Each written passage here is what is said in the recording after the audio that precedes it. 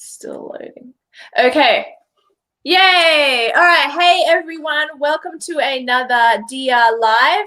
Yes, I'm going live, not on my channel, but the strike should be expired actually by now, but it's okay. I'll go live here on Resolute TV. Why not? I also have this channel, so why not use it? Sorry. Okay, so today I have three very unique guests, one from Melbourne, two from New South Wales. I have Renee Altacriti. She has become quite known because she was arrested in front of her son and he looked traumatized from the ordeal. We have Nazar, who has actually got inside footage of a hospital, which we shall play later today. And then we have Nick, who was arrested, and he was hardly even got to spend time at the protest before you were arrested. So I don't know what order we should go in, but whoever wants to jump in first can be the first person to talk about what they want to talk about. All right, Nazar, you go first. Nazar, you go first because you're more relevant in that you are in Victoria and we're all worried about you guys. So tell us why you decided to take the footage and what the result of the footage has become. I'm going to mute my mic now. Okay, so for me, it was, I have a dad that lives with me. He's 70 years old and he has dementia, COPD, diabetes, and a whole range of other things. Most days he forgets who I am. He asks me, where am I from, who am I, and whatnot. But he's got a lot of medical issues. And one particular day he was sort of grunting, making noises, but not talking. I went into his room to see what's wrong, and he was sort of shaking, and he was just sort of looking at me blankly. He wasn't all there, and I knew something was wrong. So I'm trying to talk to him. He wasn't responding. I tried, everything I could. Nothing was working, so I called an ambulance. At the time I did this, which was at the end of March, we were only about a week and a half into our state of emergency. So at the time, the media, of course, and Facebook and everything was telling us that, this is a pandemic, it's really bad, people are dying, hospitals are really full, don't go unless you have to. Social distancing, you make sure you're 1.5 meters apart. Try not to buy too many masks. We need them for the medical sector. They're running out because they all need them in there, and all this. So when the ambulance was here and they were taking him away, they said to me, are you going to be coming? I said, well, yeah, I can't leave him by himself. He's Middle Eastern, his English isn't great. He hardly remembers who I am. It'd be very sort of traumatic for him to be there alone. And my partner said to me, can you not go? Can you just leave it with them? I don't want you near the hospital with all this happening. We were almost convinced that this thing was real, but I couldn't leave him, so I went, and when I got there, I was just dumbfounded. I remember, so I walked in and I looked to my left, and there's a waiting room, and it was full. It was full, and I think I noticed maybe 2 people wearing a mask, and no one else was. And they're all sitting next to each other, and I'm like, hang on a sec, what's going on here? I thought it was a 1.5 meter rule, and you have to wear masks, and the waiting room was full with just broken finger, this and that, sore head, whatnot. Then there were people at the front counter, and I'm watching them, and they didn't have any masks. And the ladies on the other side of the counter, the nurses, they were treating them and talking to them. And then one came out and sat next to them to take their temperature and whatnot. No masks. And I'm like, hang on. So then I walked to the lady to get me into the emergency ward. And as I walked through, there was just people everywhere. No one's wearing a mask. No one was social distancing. It was surreal. I thought I was going to get into the hospital. I thought it was going to be full. I get into the emergency ward and there were only 2 cubicles used. And I'm like, where's everyone else? Like, I thought this was full. This is what I was being told. And there was nothing. And then they had this special section, like this sliding door, and it says respiratory ward and all that. And I asked the doctor, where's Dad? He goes, he's in there because of the COVID. We've got to put him in there. It's the respiratory section for all potential COVID cases. And so I go in there, and my dad's not wearing a mask. And I said, shouldn't he be wearing a mask? And they said, there's no need, really, but we've tried to give him one, but he won't put it. He's uncomfortable with it, and he's walking around. Anyhow, long story short, I get talking to the doctors, and they said to me, I understand that 12 hours earlier he was fine, and all he's got is he's a bit confused. I thought it was, sugar levels or something. And they said to me, look, we need to talk to you. We need you to have a think about, have you thought about non-resus option? I said, what's a non-resus option? And they said, it's so that if something happens to your father and he needs to be resuscitated, have you thought about whether or not you want him resuscitated? I go, why would I think about that? Why do I need to think about that? And they said, well, with his diabetes, his COPD, his dementia and everything, it looks to us that he's suffering from what's called delirium. And delirium usually results in pneumonia or something. So I have no medical sort of background or knowledge, but this is what they're telling me. And as a result, with the COVID, going around as well and all of this, it's possible that he may need to be resuscitated. And I've gone, really? Is that serious? I was only bringing him in to, test his sugars or, let me know he's okay. I said, no, I haven't thought about it. He goes, well, you need to go and think about it. You need to let us know. So I went outside. I called my mother, my sisters, my partner. I told them, I know it's going to sound weird. Don't get upset, but this is what they've asked me to do. And I actually got I was in shock. I didn't expect this. And so I was out there for a while. As I walked back in, I thought, they're not going to believe me. All I was thinking at that time was, they're not going to believe me if I tell them I was in an emergency ward. No one was wearing masks. No one was social distancing. No one was clean. They're not going to believe me. And just for that reason, I thought I want to show my partner and my sisters and whatnot. It was just a private video I made for myself to show those closest to me, because I knew they wouldn't believe me from what we were seeing on the media. So I walked in with the phone on and filmed it. And that's the video. So I walked in and I'm saying, look, here's the waiting room. You can see, I'm not lying to you. There's no one ringing. So I'm actually talking to them. And otherwise I wouldn't have, I think I swore once or twice in there, like, shit or whatever it was. And I wouldn't have done that if I knew anyone was ever going to watch it. And then over that time, I've been showing it to those closest to me. They've asked me to then forward them the video. And I said, no, I don't want it on social media, because if you end up putting it on your Facebook or something, people will see it. Don't upset these guys. The doctors were really honest with me. They told me this is the quietest it's ever been. They told me that there's the calm before the storm, but there's no storm. This thing's not real. And so I, just out of respect for them, I didn't publicize it in April or May or June. And of course, I've got a school teacher who I respect greatly, and she's been so great to us, 30-something years later, and we still have contact with her. And she messaged me privately, saw that I was putting a few posts up about this thing's not real. It's not true. I've been and I've seen, and asked me to sort of back away, and she's thought that, it might influence people's thinking and opinions. So I just vanished off Facebook for 2 or so months. And then, of course, this happens. We get into stage 4, and we're told that this is so bad. And I've been at the hospital 2 or 3 times since, and not much has changed. Yes, now they might wear masks, but it's no social distancing. Some don't wear masks. Everyone's touching their face. They're all saying the same thing. And I've got personal friends of mine. You can see on the actual post itself, nurses, doctors, and so on. And now people from ER wards are messaging saying it's no different. It's all okay. So let me share some of your video for those who haven't seen it. Yeah. Sure. Okay. Hopefully this works. If it doesn't, then we're not going to be able to share it. Hang on a second. I go to share screen, and then I go here, and then which one was yours? The third tab. That's not you. That's not you. That one's you. Tell me if you can hear. Okay. Sure.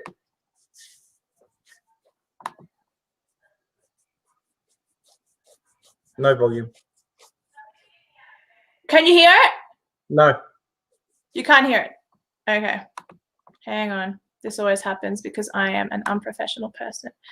All right, let me go to the camera mic bit, audio. Sorry, everyone. Let me try stereo.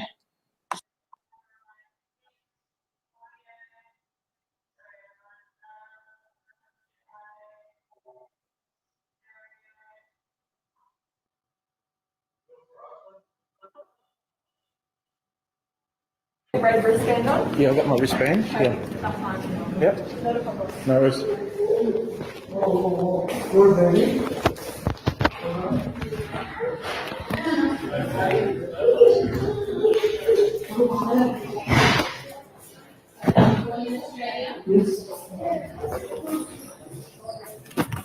Do I just go and do that and go on up again? All right, thanks.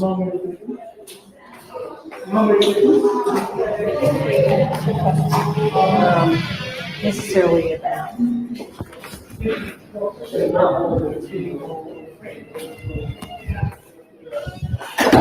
So now the decision gets made. How do you open this shit? Put a mask on.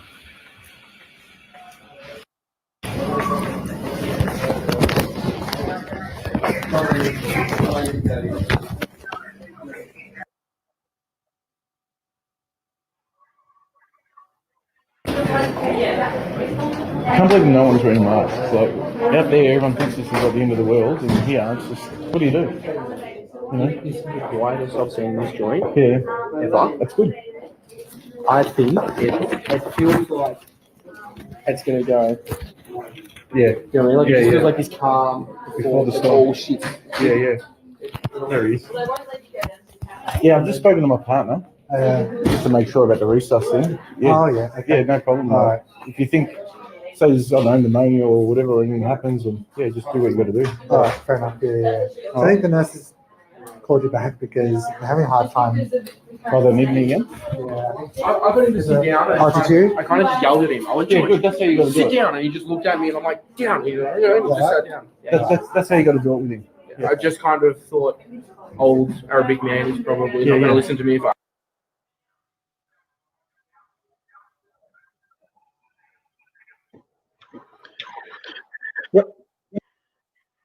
No, can't hear.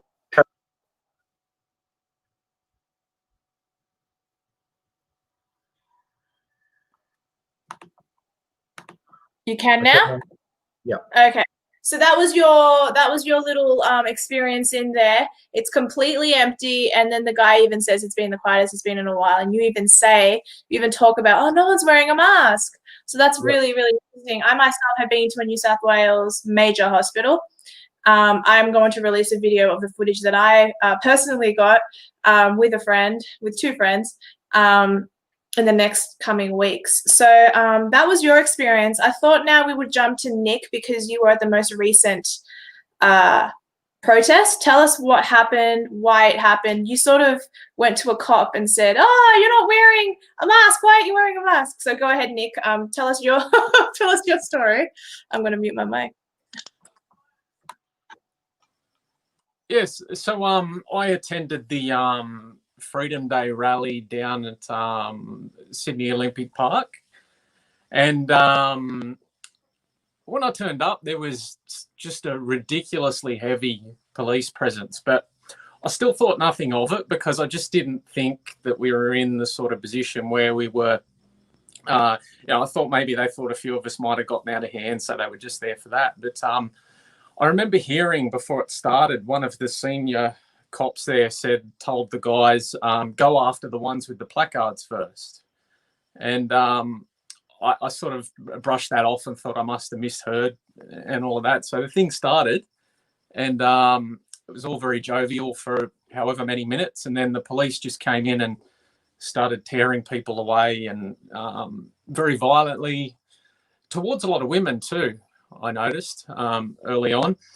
So I did actually get to spend a little bit of time in the protest. So throughout the whole day, the police were very, very heavy-handed for about an hour and a half. And then towards when I could feel it was getting near the end, I sort of put myself through the police line and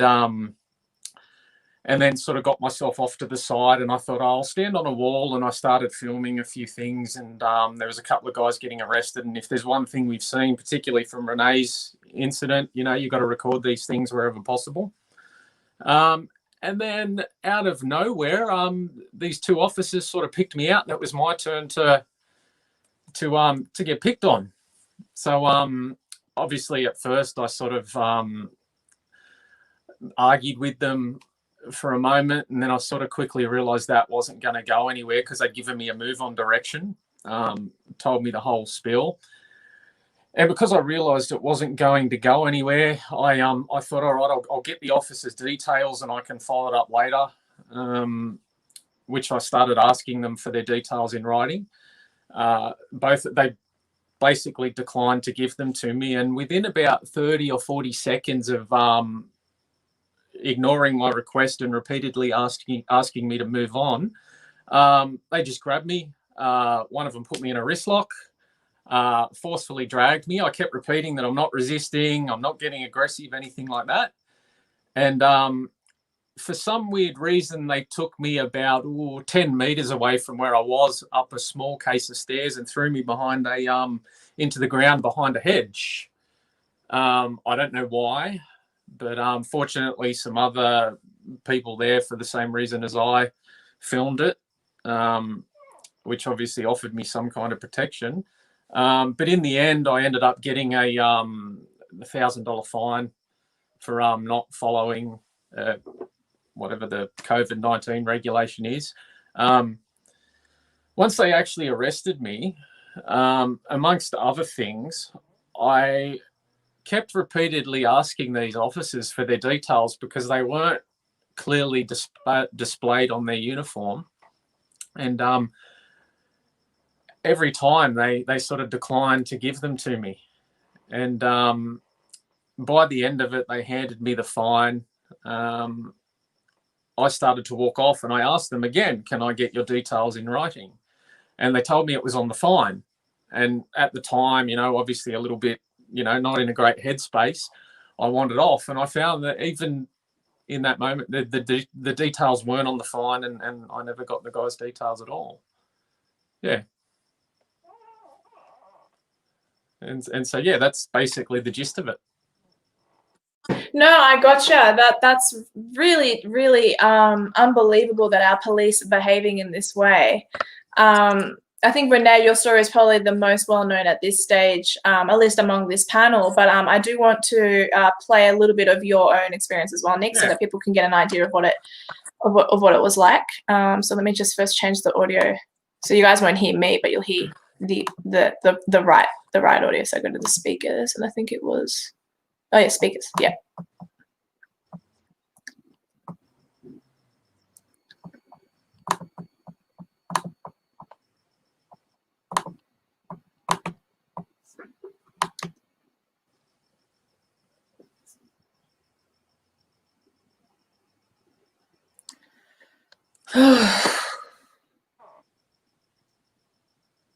It's not responding.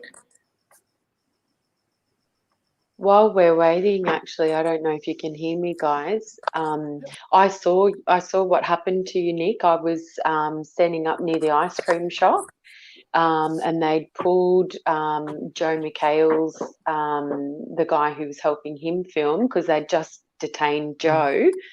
And then I saw you in the hedges. I'm like, oh my gosh, look what they're doing to this guy.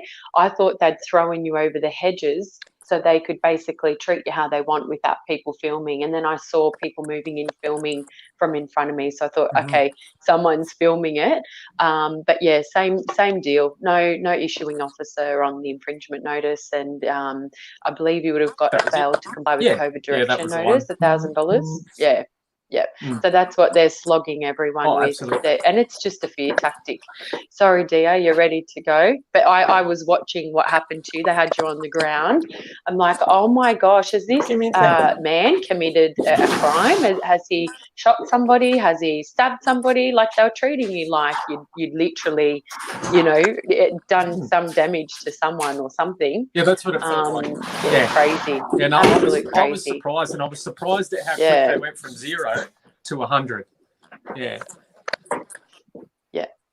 because you weren't cooperating. They want you to cooperate. They want you to say, oh yes sir, 3 bags full, tell me where I need to go, what I need to do. Would you like me to kiss your feet while I'm there? No, it was horrible. Yeah, crazy. Sorry, it's just How do you find Nick? How do you feel now around police? I have very little trust for them, and that's why throughout the day, anyone I saw getting arrested, I had my camera right on them, followed them away, and all that, because I think your incident was, like, I think for a lot of people, that was the moment we realised what's going on here, and that anything could happen. You're not safe. And to tell you the truth, I'd say a lot of us might not have gone there that day had it not been for that happening in the past, because we knew how serious it was. Yeah,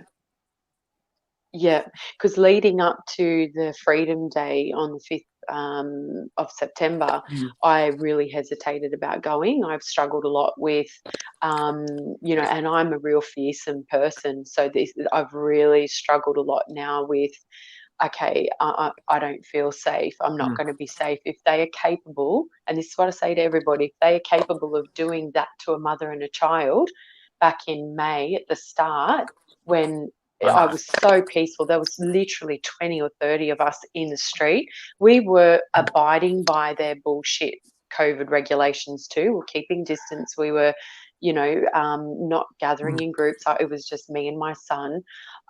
So yeah, to that's what I say to people, like they're capable of anything, even though it's unlawful what they're doing, they're still capable of doing it, because it becomes about a power trip, and it becomes about, sorry, Nazar. No, I'm just not sure if you guys get to see what's happening here in Melbourne at the moment. It's insane. It's really insane. It's crazy. It's crazy. And you know what? All the years they've spent getting the, restoring the respect that they had with the people, it's gone. Like anybody I speak to, like a lot of people I speak to don't have anything against police normally. They're actually scared. They're actually scared. Like you see a police car now, it's, oh my God, like, am I doing something wrong? It used to be in the old days, am I speeding? Is my seatbelt on? Now it's like, what am I doing wrong? We actually don't know what we're doing wrong. We're thinking, am I going to get my head kicked in? Am I going to get my children ripped from me? It's crazy what they're doing. And it's the one that was in her pajamas, so wrong. The kids and all this sort of it's horrible. It's really full on. They're crazy. Yeah, they're actually on a power trip. They're psychopaths, Nazar. They're psychopaths. Yeah. They're armed psychopaths, and they're operating under a foreign crown. We are crown. We're sovereign. And I know people throw that word around loosely, but we actually are. We are our own authority, and they don't come above us in any which way. They work for us, and it just, the pecking order of the whole society at the moment is totally wrong. We need a massive restructure, massive. We really need to see them fall, really, at the end of the day. And I think by us all coming together and more people seeing truth, and look, I was in the same situation you, Nazar. Like my husband's father, my father-in-law, went to hospital at the very start, and I was so crazy, right? Watching the news and be like, oh, turn this Channel 7 on. What's happening now? How many cases? Oh, shit. I hope it doesn't come to me. I hope it doesn't come to, any of my family. And then my husband was going to visit his father in hospital. It was, he had... he's got heart conditions and whatnot, and my husband was going, and I actually said to my husband, and again, he's from an Arab background, and you know what the Arabs are like, you've got to go, do your visits and whatnot, and he'd been the eldest son, so he was like, Renee, that's my dad, and I'd be like, yeah, but do you have to? We've got 3 young children. What if something happens and you bring something back? And apparently the hospitals, like, I reckon they're breeding grounds. And then he would come home, and I would make him get stripped in the laundry. I'd wash his clothes down and disinfect everything. I'd make him have a shower. I'd spray his work boots down outside. And then I went nuts. I made him wear a mask. Then you have that point, that thing, that pivotal thing that happens. And when they started trampling the rights, and when I started looking at the stats and going, right, Renee, you need to operate now out of fact, not what you're watching. And then it just took a couple of little things that floated past my path that I was supposed to see. And then, it was, right, we've got to stand here. We have to do something, because this is going to get way out of hand. And it's, I know exactly how you feel. When I did it, my partner did the same exact thing. I had to take off all my clothes at the front door. She wanted to put it straight in the wash. I'm like, look at it, there's nothing now. I'm trying to tell her this. I'll show you the video. I filmed it. It was just insane. That's how we thought of it at the time. It's crazy. And it's a real, it's just crazy. It's crazy. Yeah. Dia, do you want us to keep talking? We can keep talking. I'm a chatterbox, so we can keep going. Can you hear me? Yeah, we can hear you. Oh, okay. Yeah, keep going. You guys are doing great. You don't need me. So with my husband, I said to him the same. I said, what's the hospitals like? Surely they're inundated and everyone's got masks and, they've got a strict protocol. And he said to me, Renee, seriously, I'm lucky to see any nurse on the ward. I'm like, really? I'm like, calm before the storm. Same thing, and it's exactly what the media were telling us. And if you define the word television, tell a vision, and that's exactly what they've been doing.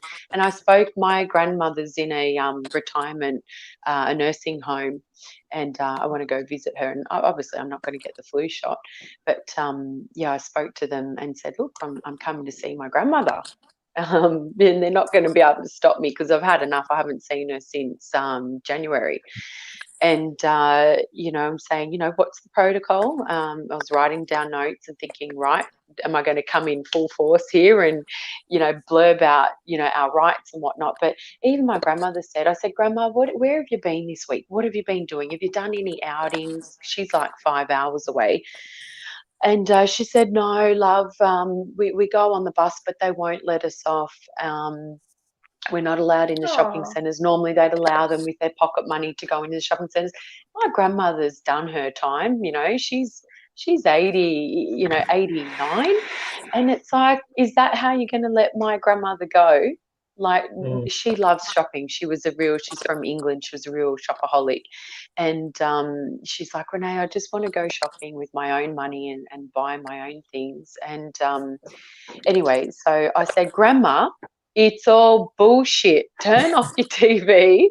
I said, literally, this virus kills 4 times less than the seasonal flu. Now, people are going to still drop dead from the flu, from pneumonia, from heart attacks. And they actually are dropping dead more so from heart attacks, diabetes, other health-related issues than the virus itself. So I said, she won't remember because she's got a bit of slight dementia.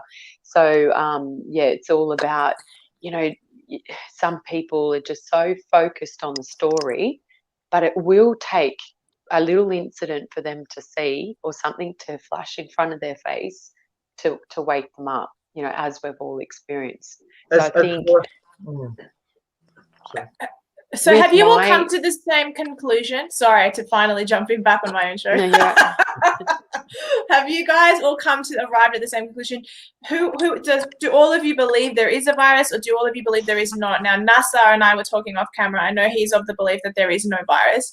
Where do you sit, Nick, and where do you sit, Renee, on that? I tend to think there probably is a virus, but I'll just say I can do basic mathematics, so I can tell how serious it is, and it's not very serious. It's all it takes. It doesn't take much to just do basic math. That's all. Yeah, like Exactly. I said, I actually know it's there.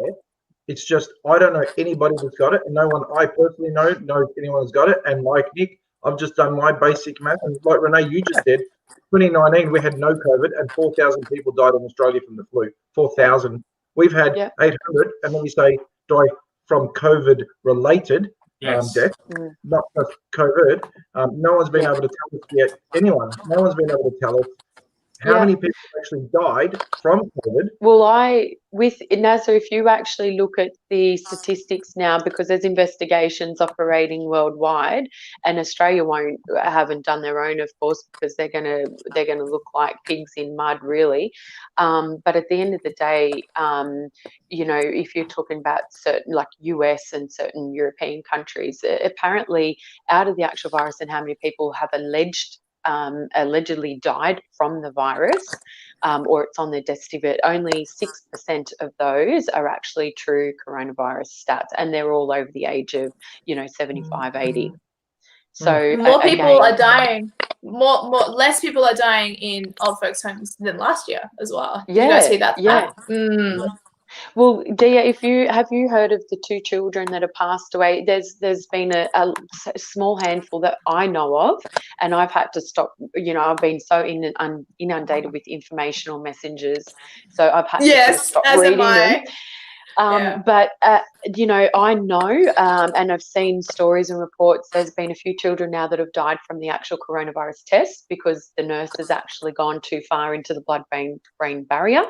And 2 kids have died. There was a 3-year-old that died about 3 weeks ago in the Middle East, and there was also another one. And not to mention the kids that have actually died from being wearing the masks as well. A child is a child is a child. That's horrible. Yep. And look, I don't take away, guys, from anyone dying, having had. I believe that we all carry coronaviruses. I think we do, or strains of it. Yeah.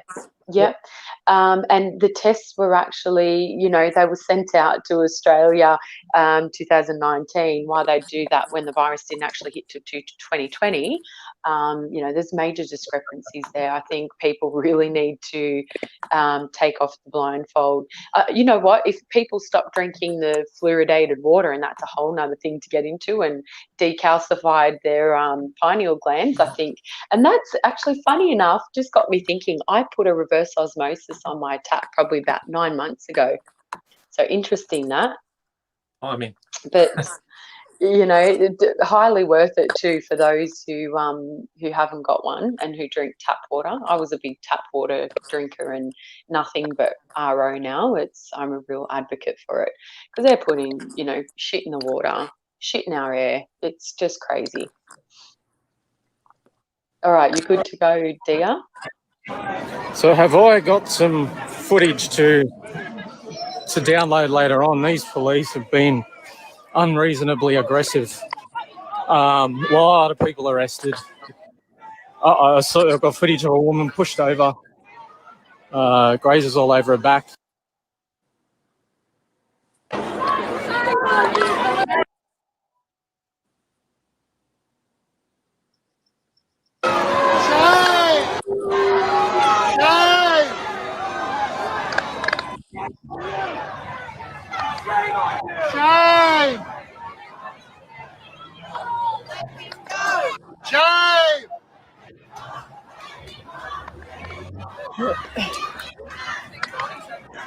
Whatever the media says tonight on the news, do not listen to it.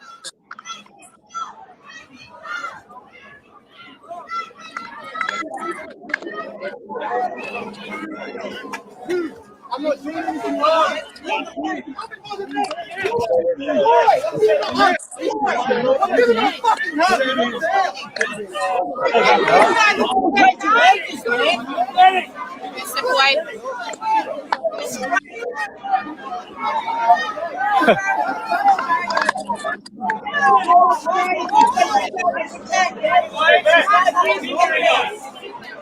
How come you guys haven't got masks if you're defending a deadly disease? Surely you can't defend something you don't believe in. You should be wearing a mask.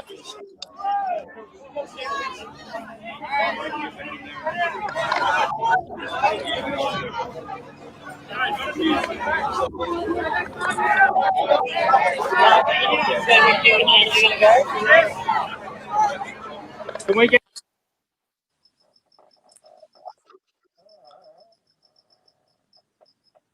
Asking your question. No, I'm doing the talking. Will you comply and leave this? I'm actually not. Give you a reasonable amount of time. I'm not with them. Yeah. Look, I'm happy. I'm just. Can I get your? Can you write down your details? Yep. Can you write down your details? I need your. No. I need it written down. I'm allowed to ask for it written down. Written down. In writing. No. I would like it in writing. I would like yours in writing too. I'm asking you a question. Can I please have it in writing? I'm not getting aggressive. I'm not getting aggressive. I'm asking you a question. Here we go, guys. I haven't done anything. I literally, guys. Bring him up here. My wrist. No, I'm serious, man. I'm not resisting or anything. I'm doing what I'm told. I'm doing what I'm told. Yeah, I'll get down. Oh, yeah, sorry. This is body camera recording. Yeah, I'm wearing an om necklace and shit. Like, I'm not aggressive. Listen to me. Okay, sit up. Sit up, I told you. Oh, I can't hear you, mate. I'm shaking. Okay, listen to me. Sit up, take your backpack off. Because you didn't comply with our direction. I was asking you under arrest. I was asking you a question. I'm happy for that, mate. Because, I need to know your details. okay, but... Have you got a wallet in here? No, I don't. I don't have money on me. I can give you all my details. I don't want to, but I'm going to have to. You need to. Yeah. We can bring you back to.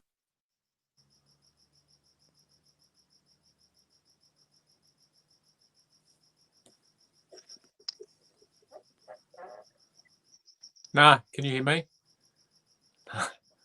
You can? Okay.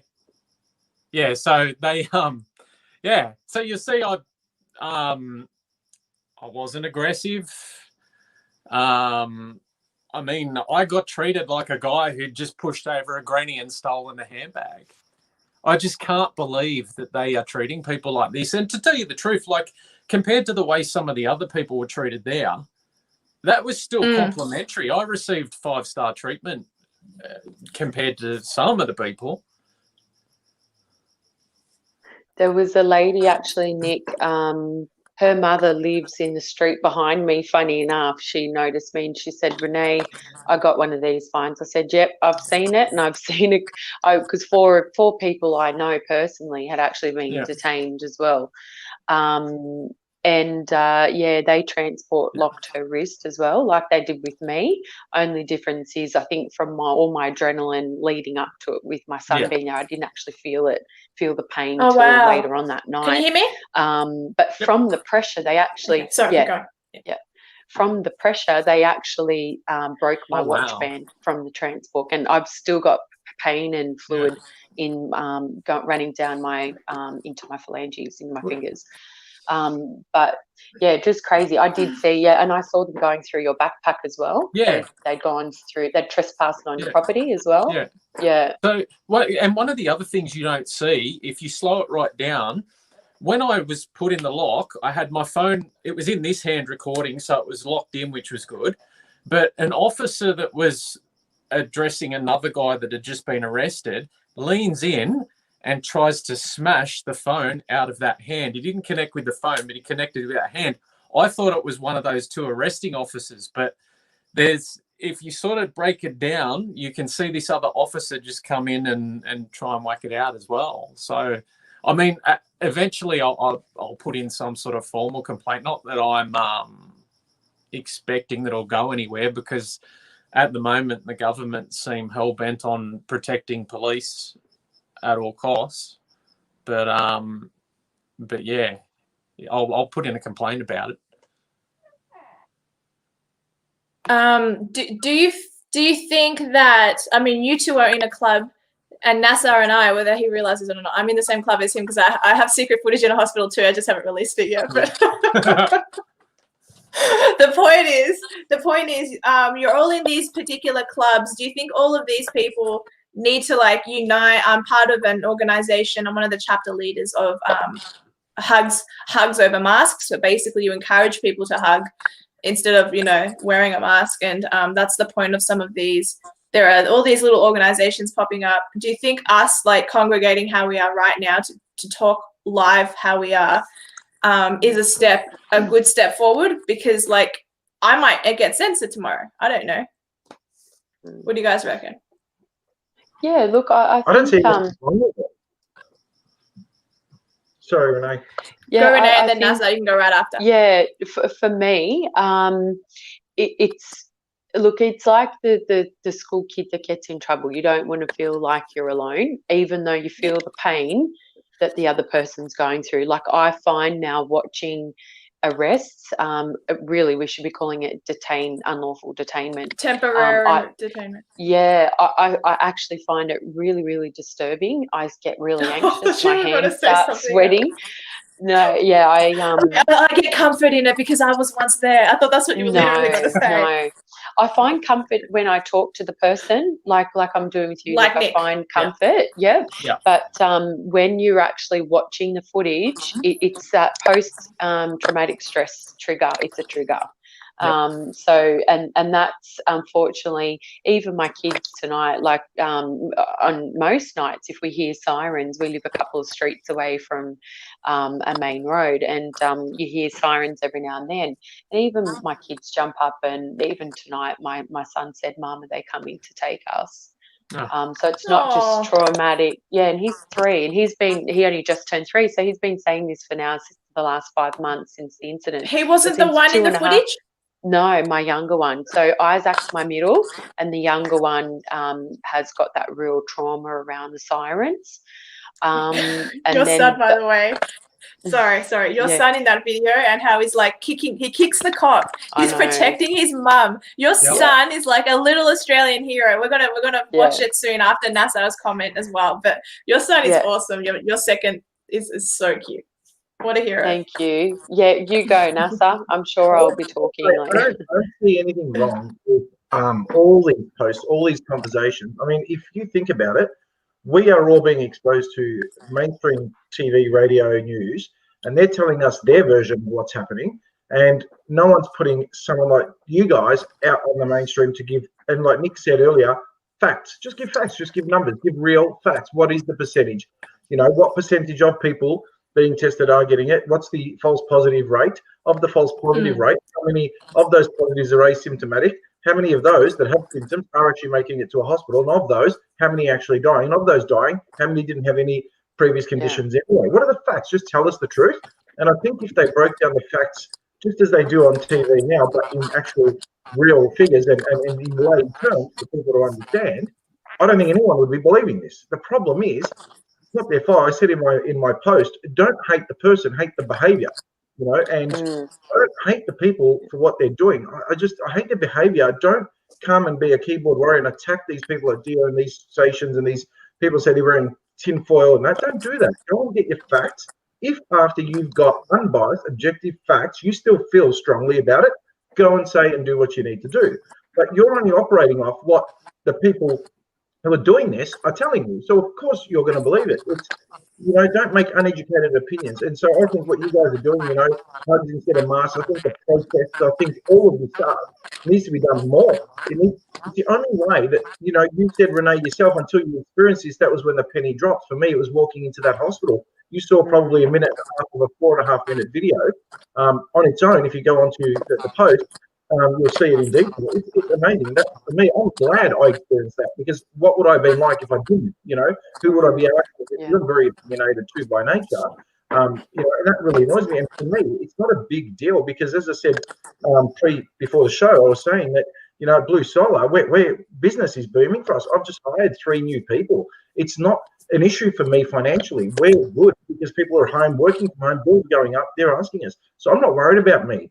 I'm worried about everyone around me being treated like a goose, like an idiot, like a moron, having the piss taken out of them, and then actually believing what they're saying, and then arguing with someone like me or anyone else, you know, doctors, surgeons, Alan Jones, whoever it may be, with no background. I mean, my own family is doing it. Some of my closest friends are doing it, and then they're saying, "Oh, this is how it really is," and that vial that's coming out of your mouth and shit you're spewing, and if you don't like it, delete me as your friend. Dude, I'm not going to delete you as my friend on Facebook. I'm going to delete you as a friend, you know, and I nearly did in my vulnerable moments. But again, don't hate the person, hate the behavior. I think what you guys are doing is awesome. I think you should do more of it. I think it should be on broader, more mainstream, more audiences. And I think if that happens, people like Renee and I will be out there and can see the facts and listen to Nick with the stats and go, oh my God. All 3 of you.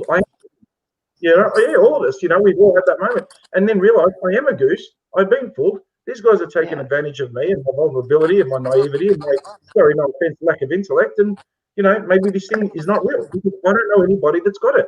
All they got to do is ask themselves, how many people do you know that have got it? Is that worthy of locking down in the entire state? Is it worthy of putting in, you know, curfews and, you know, 5K restrictions and, you know, people not be able to see their grandma, you know, and people not being able to see their sick kids? Really? More people, 4,000 died of the flu, 800 died COVID related, and you want to shut down the state? What did we shut down the state last year in 2019 when 4,000 people died of the flu? I don't get it. It's crazy. Yeah. Shall we watch your footage, Renee? I think it's an edited version of, I don't know where yours was. I couldn't find your specific one. So I've got one from a page called No Jab, No Pay, No Way. So let's have a look. Hopefully they show your son being a little hero. He's half Arab. Yeah, my son is. He gets the fight from me, though.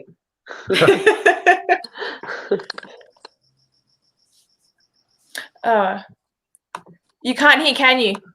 No. No, that's probably a good thing, but for me. No, well, I just realized that I didn't reset it. I know. Hang on. Sorry, I know you don't want to.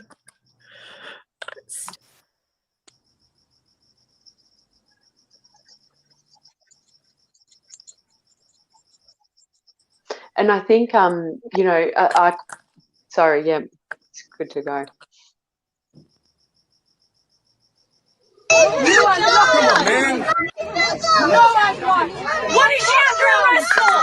On ground. On ground. You're scaring my son. Move away from me and my son. Move away. What has she done? Look. Me and my son. What are you arresting her for? No. What are you arresting her for? I don't know him. That is his mother.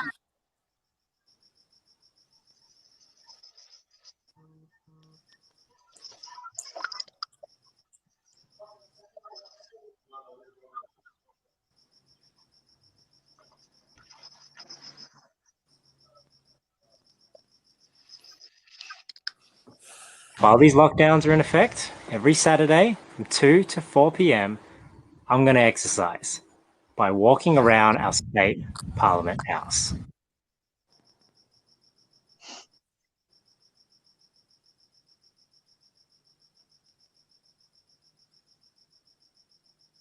Hey, how you doing? Oh, I got some support here. Hey, how you doing, guys? I don't know where all these people came from. Where did they get the idea to come and exercise with signs? Okay.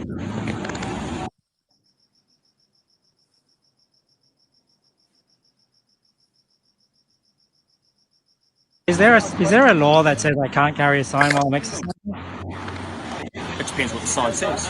So is there a law?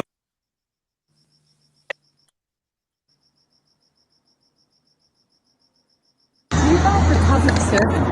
You should be serving the public. You're not serving the public now. You guys took an oath. You took an oath under the constitutional law to defend the public. You're not doing that.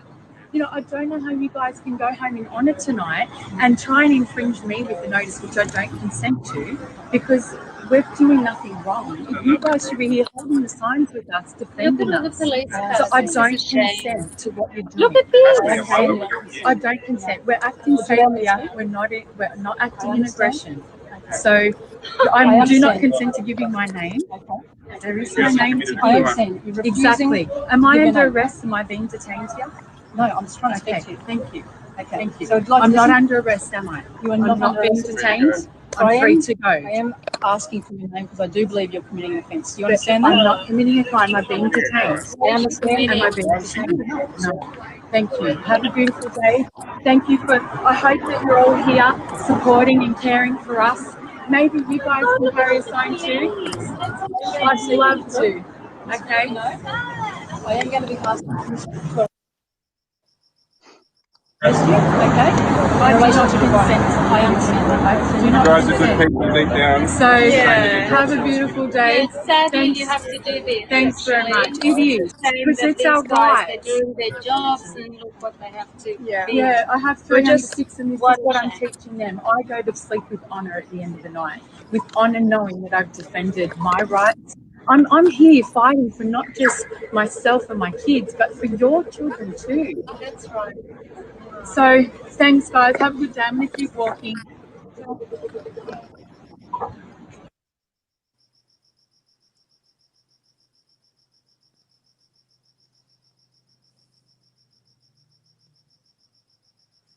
So I believe that you're committing an offence in breach of the public health orders? No, I do not consent. I do not consent. No. But ma'am, do you understand you're being detained at this point in time? You're harassing me and you're trying to intimidate me, and it's not going to happen. Ma'am, please stop. Well, you better detain everybody. One at a time? No.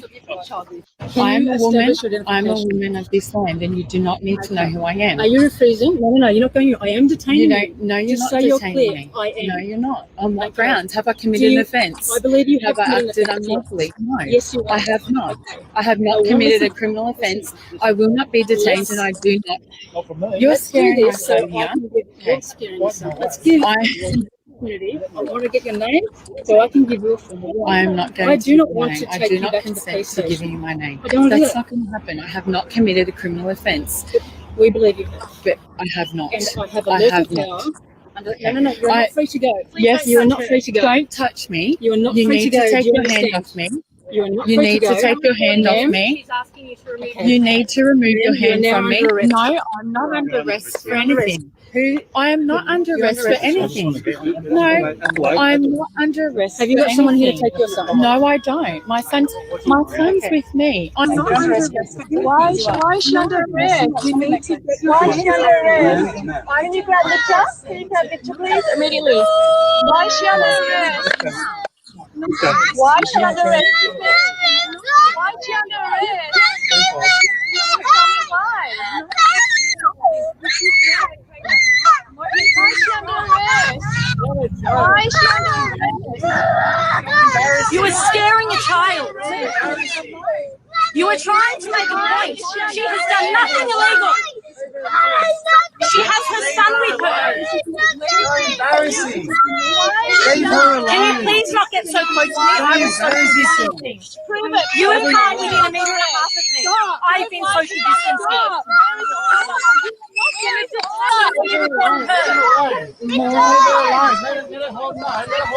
She has a child with her. You are disgusting. You are disgusting human beings. She has a child with her.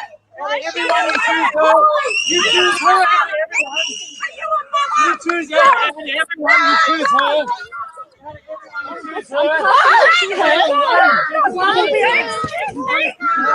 She's got a baby. She's got a fucking baby. You don't have a baby. Stop She'll be okay. She'll be okay. She'll be okay, sweetie.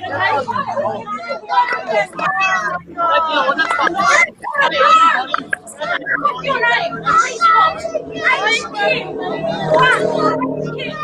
What is your name? I want your details. James.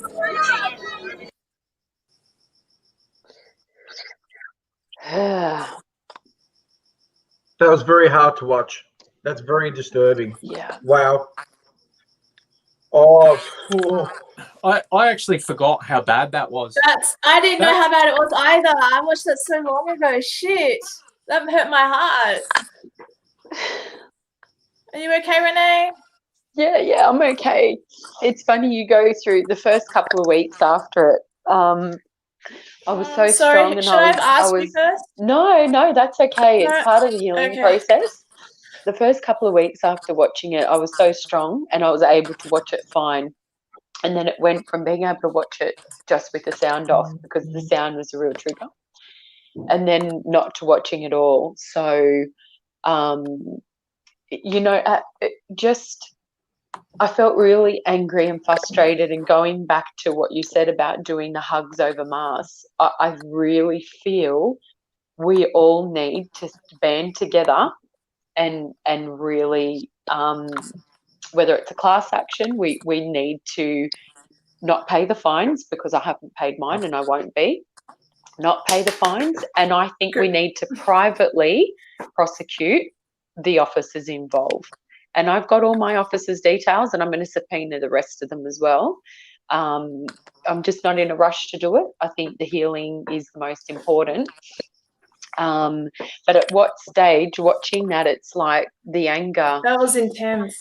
It's at what stage do they make that okay? When they told me I'm not being detained, I haven't committed a criminal offence, and I said I'm free to go. Phone. Yeah. So they wanted to arrest you. They wanted to arrest you because you gave them lip. That's what I saw. Yeah. That's how I see it. Well, I just exercised my rights as a Crown person. I just basically was saying, no, you're not getting my details, because I know I lawfully don't have to give them. And everyone's like, Renee, but if you had given your details, if you had this, I'm like, no, that's why I was there that day, because they are our rights. We do not have to give our details, okay?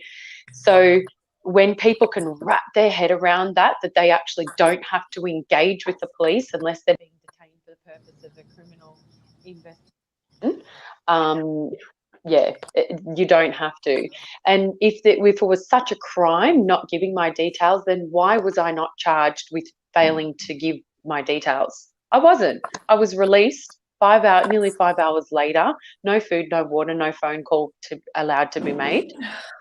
lucky enough, I snuck my phone into the back of the paddy wagon, and the first person I called was my husband. And I said, you need to come down right now. Luckily enough, someone said, you're going to Day Street, Surrey Hills. So he came down. He was there within the hour to pick him up. But I still kept saying, no, I'm not giving my details, because the minute you give your details, you're entering into contract with them.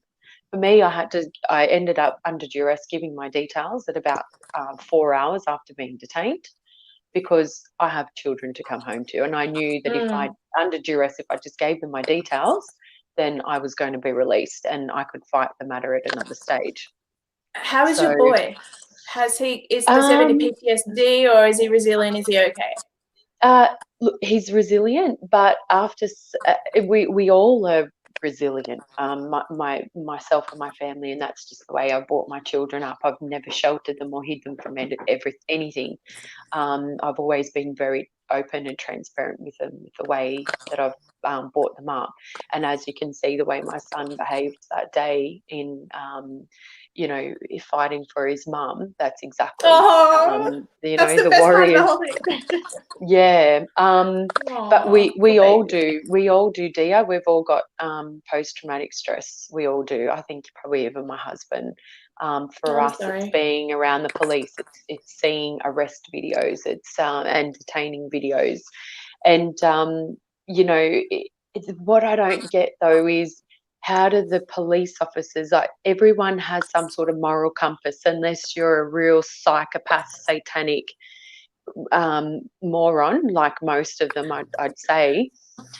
How do they okay that? Because if that was me, I would start doing checks within my moral compass saying, hang on, I signed up to the forces, and this is our problem, guys, because these politicians are only gaining from the power of the false sense of power that these police officers and the military have.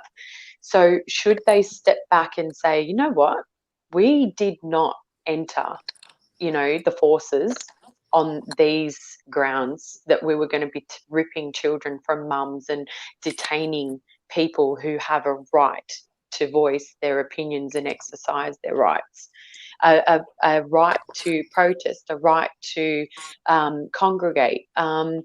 If these police officers just stood for a moment and said, what we are doing is so unlawful and wrong, and putting that aside, it wasn't why we joined the forces, I think we would have a little bit of we need an awakening in the forces.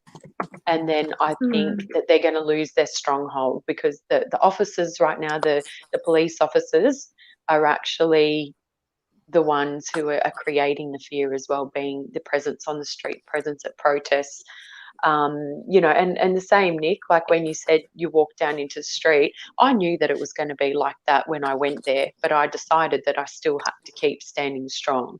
And I wasn't arrested. I was shouting at cops. I was yelling at the cops. He doesn't even know the rules. He's reading from a piece of paper. I don't know if you guys watched the video that I made of the 7 arrests, but I was shouting at the cops. I'm like, I'm going to get arrested. I didn't. But they're tracking all of us now. All 4 of us are being tracked easily, or at least we have a file by ASIO. It's very obvious. There's we're all now apparently our lovely Zuckerberg from Facebook's hired 16,000 extra staff members to basically spyware over all the accounts and whatnot. Like, what are we living in? And to see that mother get taken for a post, like, again, if the police given Zoe an order, Lee, I've been speaking to her. She doesn't want to come on my show, not because she doesn't want to come on, she just doesn't want to do interviews, really. But we're friends. We're friends online. Yeah, she's lovely. Yeah, but at what point can you actually take an order that, this mother posted something on Facebook, for God's sake, go and grab her from a home in front of her children, and she's pregnant, by the way. But that she had apparently, the baby. Apparently it's a bit of a planned.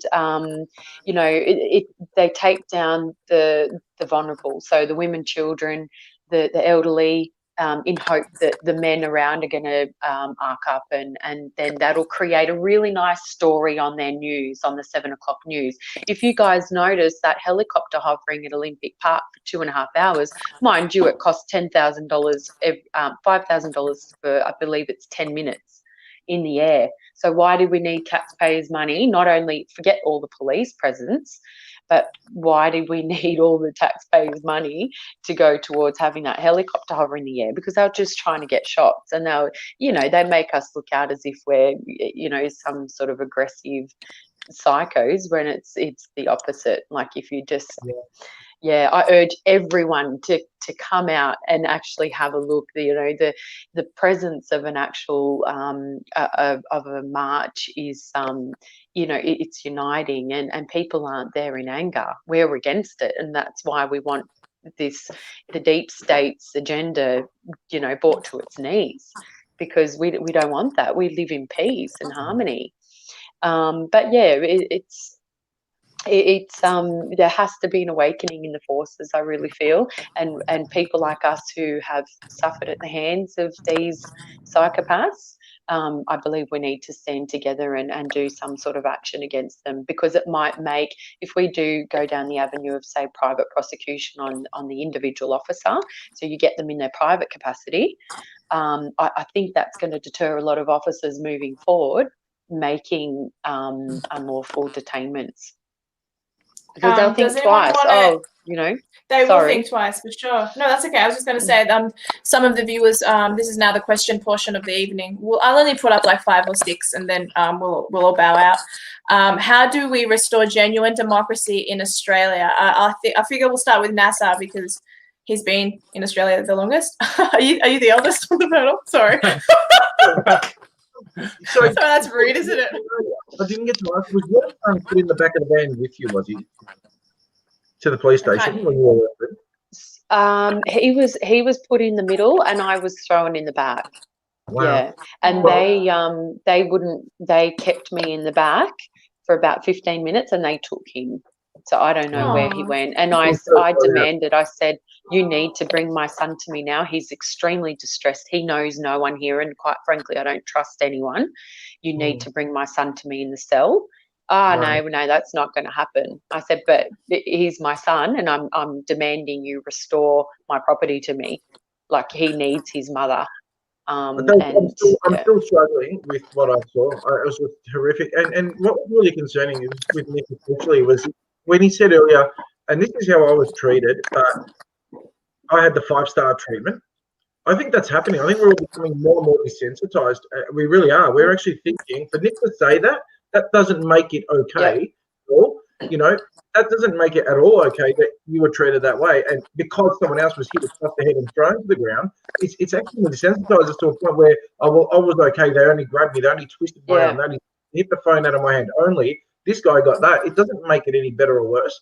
In regards to how we restore genuine democracy, I think you guys, you've answered that. I mean, we need to stand up, and I don't know that a protest of 250 people or 50 people is going to change anything.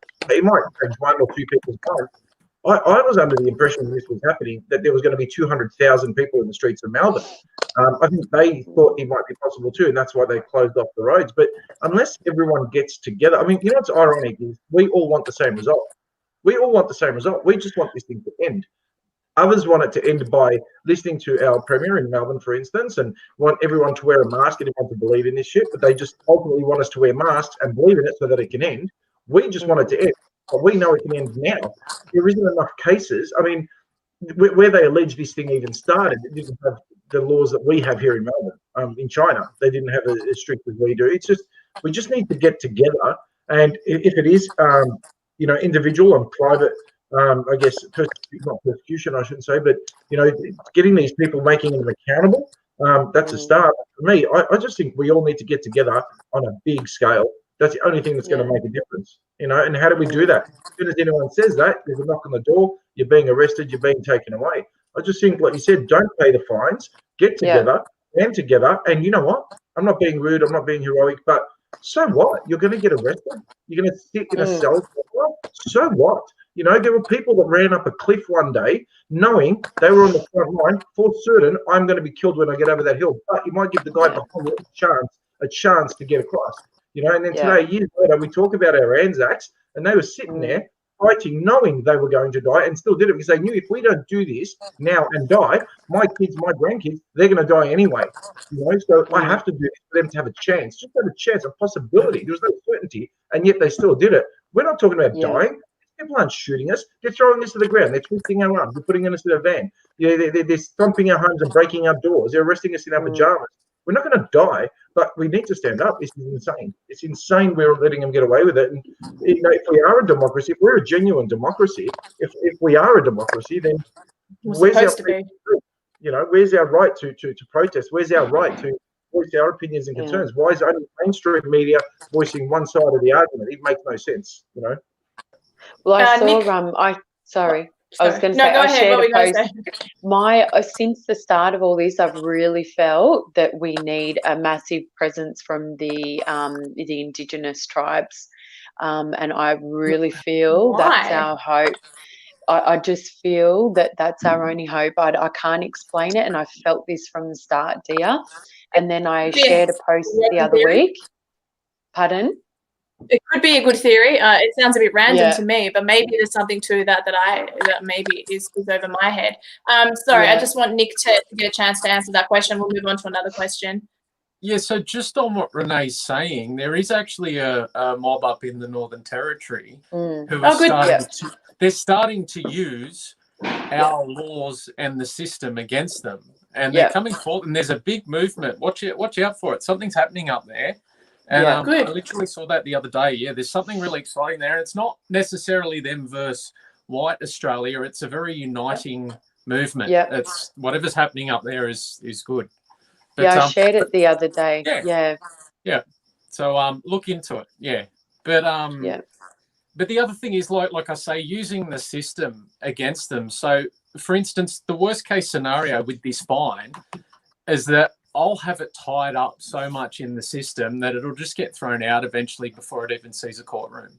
I was reading an article today that if simply 10% of people refuse to pay all their fines and opt for court, the whole system will just stop working. It'll grind to a halt. They won't even be able to afford to run it because by the time they're putting together all these cases against everybody, it's just costing the government too much money. And they can't keep up with it. And then obviously there's peaceful protest. It's gotten to the point where particularly in Victoria, I mean, Victorians have to take it back. But then from my point of view, what happens to those in Victoria happens to all of us. So we all need to be standing up, if not for ourselves, because it'll eventually come here if we let it go. We need to stand up for Victorians as well. Yeah. Oh, absolutely. I agree with that. So Dominic asks, why aren't the numbers? This is probably the last question as well, because there hasn't been a whole lot. And to have all three of you answer the questions, it's just going to extend out to like a 3-hour live stream.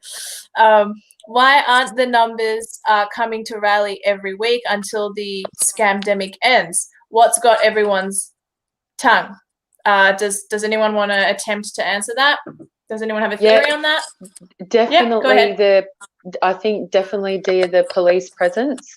They're worried about getting detained. Absolutely, that's what it is, hands down. And they're playing. They're playing that approach. And I agree with you, Nazar. That's what we have to do. We have to say, what's the worst that can happen? I mean, look, I'd advise not to take kids with you because that can be extra traumatic. That's a great piece of advice. There shouldn't be, though. There shouldn't be a reason that we shouldn't be able to, because I saw plenty of kids and pregnant women there at the Freedom Day March on the 5th.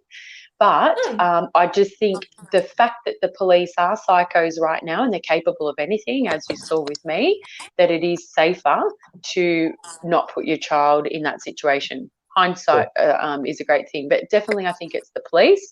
And I think people are in that position where they might also be looked upon weird by their family. You know, if you say I'm going to the rally or I'm going to some sort of freedom march, I think they're worried about it being ostracised. I'm lucky that most of my family support me, all of them actually. They probably think I'm a bit crazy, but anyway. But I think they also fear about their family members ostracizing them. I know so many people, and it breaks my heart, you know, grandmothers who their children have stopped them from seeing their grandchildren because they're labelled a tinfoil hat wearing conspiracy theorists. So I think that too makes people withdraw a little bit, the fact that some of the family are on board, some of them aren't. So they're not wanting, they're trying to keep the peace in their own home as well. And yeah, that's basically it. I think also they think, oh, there's not going to be many people there. Should we go? Shouldn't we? Do I have someone to go with? Because people don't want to go on their own. I went by myself. I know. Good on you. Thank you. I'm a brave girl. I know, you're a brave girl too. Yeah. One of my best friends is in Sydney at the moment. He went a few days before the borders were closed with his family, and he actually got stuck up there. And on the day of our protest, when we went to head up there, our roads were actually blocked. You couldn't actually access the city at all. It had actually closed off our roads completely into the city. And I had photos of it. I'm sending it to him saying, he knew I was going to go. I had to speak out. As I said, hasn't affected me. This is what people don't get. The post that you saw, the video that you saw, is up to about 50,000 views now and over 200,000 comments. And you read it, and in answer to Dom's question, Dominic's question, why aren't they coming? It's exactly as you said. The police are deliberately being heavy-handed. They need to show that to the media so that, you know, if we're heavy-handed enough, it'll scare others from coming later. They're not stupid. They put some thought into this. We couldn't get that. They shut us down. Now, then what happens is everyone looks at that protest and goes, oh, why was there only 250 people? Because 2,500 of them couldn't get into the city at all. It's blocked. It's closed.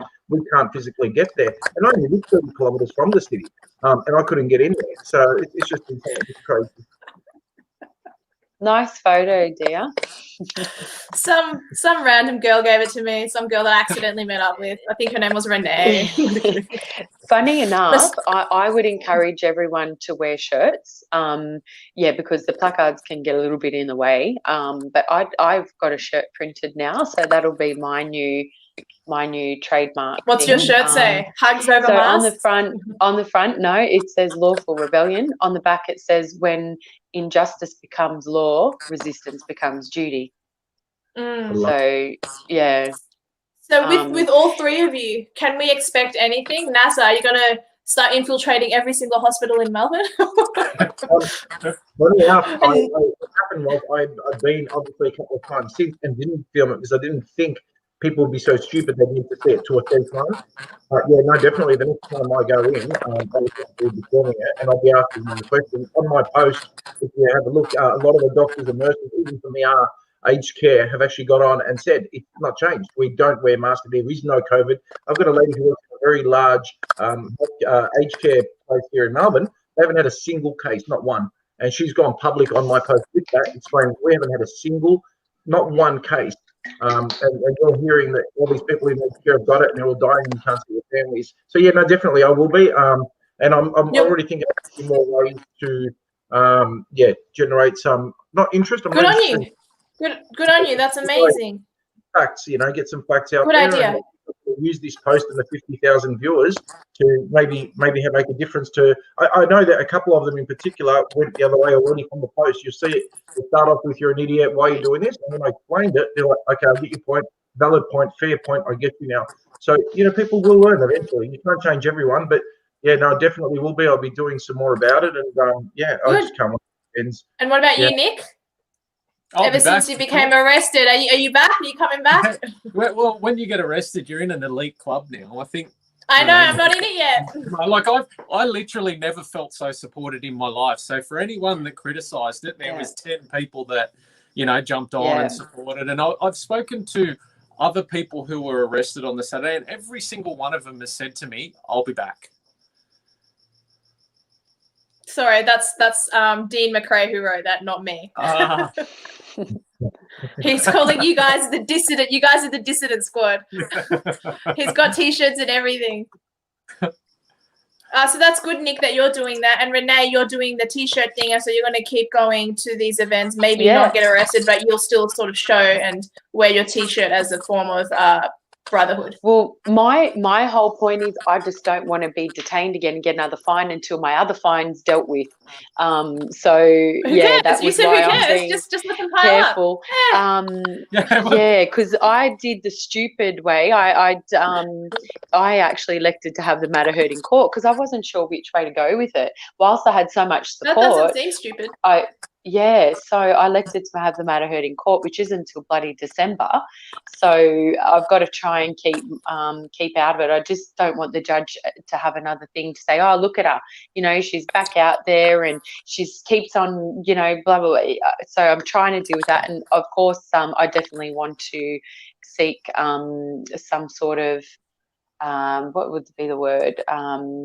I do want to privately prosecute those. I mean, I'd love for those police officers There to is be a thrown in class jail. action that people can join. Yeah. Look, if I was walking down the street with a weapon and I detained or kidnapped a mother and child, I'd be in jail right now. So why aren't they? But anyway, we know that's not they going to have a happen. uniform. So yeah, but yeah, keep going to the rallies. I want to see freedom. I also think I feel really strongly about the Indigenous people moving back in and something happening there up as in Darwin. I put something on my post about that, and I just my whole advocacy from the start has been people knowing their rights, and the more people who know their rights, they become more empowered and they feel much stronger to go out and do things. And that's the first time I've ever had confrontation with the police. So I felt, looking back at it, I'm like, oh, did I say that? And I should have said this, I should have said that. But, you know, You that's did great. where you You learn. and your son did great. Yeah. I think so we all I think everyone watching and everyone on this panel thinks you did great. So don't worry. Yeah. You were fine. Yeah. Yeah. So, yeah, absolutely. I won't stop. And there's a saying that I think everyone needs to know, and that's either you fight on your feet or you live on your knees. And I know definitely I'd rather be fighting on my feet. So well done. Good on you. I forgot at the very start of my live to do my usual tradition. I don't know how many of you believe in God or not. I know you don't, Nick, but it's irrelevant. This is how I run my show. So I'm just going to read a couple of Bible verses that I usually read them at the start. I didn't do it this time. So this is from the book of Proverbs, chapter 4, verse 14. Enter not into the path of the wicked, and go not in the way of evil men. Avoid it. Pass not by it. Turn from it and pass away. Do you know what's funny? It sounds like they're saying, you know, turn away, stay away from the police. It's a little, but when they come and hunt you, it's a bit hard. One thing I will say though, guys, and my husband, you know, at the start, he said, Renee, why? And I said to him, stop. God does not bear on us what we cannot handle, you know, and that's one thing we need to remember. We were made for this time. We're here and we're made for this time. And as I asked Isaac 4 days after the incident, I said to him, Isaac, what made you want to come with Mum that day? Because he was hell bent on coming. I was supposed to go on my own. And he said, Mum, he said, Mum, you know what? My head was hurting, but I got this warm feeling over through my body and in my heart from God saying, you need to go with your mum. Oh, you need to be with your mum. Wow. So already, and this is where, sorry, Nick, I know, look, you can call divine source. Nick's going to hell. He's an atheist. Whatever. Yeah, no. You know, I really believe that, there's that sixth sense that we have, you know, whether you're religious or not, or you believe in the divine. For an atheist, it's a gut. It's in the gut. It's like a gut feeling. Yeah, sixth sense. Yeah. But yeah, I really feel that we all tap into that and we stay strong. And that's our faith in whatever it may be is what carries us through. You know, and so we really need to hold on to our faith and know this is a spiritual warfare. It's not. It's a little bit of a battle on earth, but it's a spiritual warfare. You're 100% right. You're 100% right. And the people that are doing this to us, when you look at the numbers, and I won't sit there with the conspiracy, I'm not one of those guys, but, you know, I just found it coincidental that on the day our announcement was made, there were 666 deaths and all this nonsense, and all the people involved. There's nothing Christian about this. I mean, there's nothing Christian about this. And it's our faith, it's our belief in God. It's us sticking together as people, which is, you know, one of the number one things that we need to do. And that's what will get us through this. And, yeah, I'm not surprised at all with what your son went through. I totally believe that, and I think it's awesome. I don't know. It's so amazing what you and Nick went through. I didn't. I got to carry a camera through a hospital, you know, and expose some of the lies. But you know, good on you. You're brave. You guys are awesome. Do it again. I'll stand right with you. Should I be in Sydney? If I get to Sydney, if they free up the borders, I'll come and see the video. I'd love to be there. But Nazar, just quickly, there's foot soldiers chosen for many different fields. Mine might have been an awakening of people. You know, yours might be awakening people in other ways with the footage. So Nick, you know, yours is the same. You know, you are bringing that raw footage to the people who are still essentially totally, you know, unconscious about what's going on. So we all are chosen foot soldiers in one way or another, and I really believe that. And that's where we just have to hold on to faith. And my mum taught me from a young girl, you put on your armor in the morning, you know, you put on that helmet, you carry your sword, Oh, what a carry sweetheart. shield. That's a good mum. Yeah. Anyway, enough talking No, from me. I'm happy to have facilitated this. I'm happy to do one again next time. Maybe Dean will want all three of you for one of his own versions, because as I said, I've borrowed this channel just because my one got a strike. I will resume my normal live stream as of next week. But in the meantime, guys, look out, because Renee, Nick, and Nazar have they're now soldiers in this war, and I'll keep making videos, and I'll keep also infiltrating the system best I can, and helping how I can. And yeah, so thanks everyone for tuning in, for being so receptive. Thanks, dear. Namaste, No worries. love and light to you, dear. Namaste. Let me just end the broadcast.